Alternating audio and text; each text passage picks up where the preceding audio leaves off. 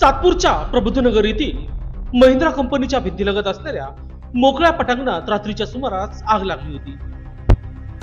सामाजिक कार्यकर्ते सत्यवान चक्रे यांच्या सतर्कतेमुळे पहाटे 2च्या सुमारास ही घटना घडली होती। ही आग कशामुळे लागली याचे कारण समजू शकले नाही।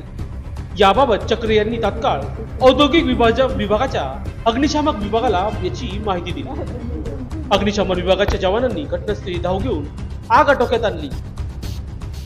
आता काही दुर्घटना झाली नसली तरी परिसरात भीतीचे वातावरण निर्माण झाले। या संदर्भात सत्यवान चक्रे यांनी लोकशास्त्र न्यूजशी बोलताना अधिक माहिती दिली।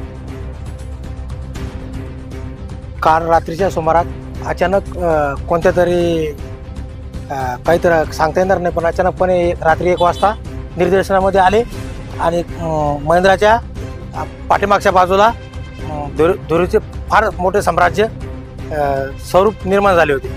निर्देशन आल्यामुळं आम्ही रात्रीच्या टायमाला महिंद्राच्या कंपनीच्या गेटवर गेलो आणि DOSला सांगून फायर ब्रिगेडच्या गाड्या बोलवल्या आणि त्यांनी आम्हाला मोठं सहकार्य केलं।